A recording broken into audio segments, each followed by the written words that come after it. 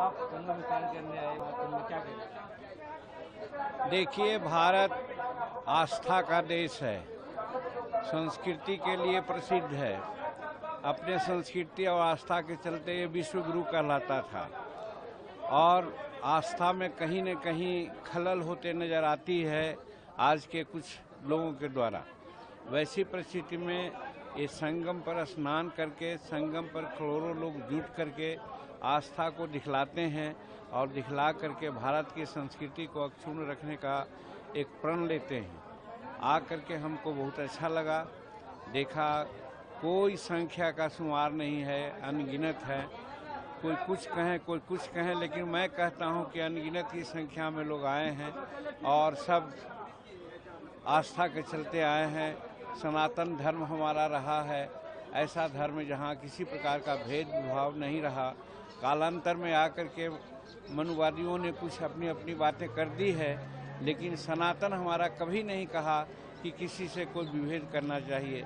संत रैदास जी ने भी कह दिया था, जात पात पूछे नहीं कोई, हरि के भजै सो हरि को होई।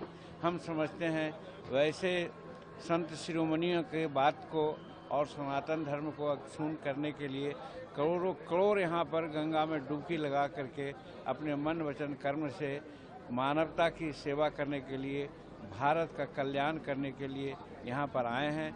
हम भी आए हैं तो यही सोच करके आए हैं कि भगवान सनातन धर्म को अक्षुण्ण रखे और लोगों को सद्बुद्धि दे कि जैसे पहले लोग रहते थे कि किसी प्रकार का कोई विभेद नहीं होता था, वही वातावरण पैदा हो। और दूसरी बात, हम उत्तर प्रदेश के योगी सरकार को हम बहुत बहुत प्रशंसा करते हैं कि आज इतनी बड़ी भीड़, इतने बड़ा इंतजाम शायद संसार में ऐसा कभी नहीं हुआ होगा, जहां 60 करोड़ के आसपास लोग आए होंगे और कुछ अपवाद छोड़ करके शांतिपूर्वक एक काम संपन्न हो रहा है। एक काबिल तारीफ है और नरेंद्र भाई मोदी जी के निर्देशन में ये सारी बातें हो रही है। तो मैं समझता हूँ कि ये भी एक उदाहरण योग्य है संसार में कि कैसे मैनेज किया जाता है। और इसमें सही बात है कि सनातनी लोग जो यहाँ आए हैं मन वचन कर्म से शांति पूर्वक रहते हैं। उसका एक उदाहरण ये भी है कि अगर करोड़ों करोड़ एक जगह हो रहे हैं और कहीं किसी प्रकार की बात नहीं हो रही है तो ये भी काबिल तारीफ है। कुछ घटनाएं घटी हैं जिसके चलते लोग प्रशासन को, रेलवे को उत्तरदायित्व समझते हैं। मैं समझता हूँ उनका कोई दोष नहीं है। हम मनुष्य में आपाधापी की जो प्रवृत्ति होती है, हम एक दूसरे को सह अस्तित्व से सोचते नहीं हैं। हम आगे तो हम आगे के क्रम में कुछ ऐसी बातें घट जाती है। आज हम गाड़ी से भी आ रहे थे तो हम देख रहे थे कि बल्लात कुछ मोटरसाइकिल वाले पार हो जा रहे हैं, कुछ ऑटो वाले पार हो जा रहे हैं, कुछ आदमी पार हो रहे हैं। अगर गाड़ी कंट्रोल न करे तो शायद एक्सीडेंट हो सकती थी। मेरा कहने का मतलब, अपने संयम को जो खोते हैं तो कुछ घटनाएं घट जाती है। इसमें प्रशासन का कोई दोष नहीं है।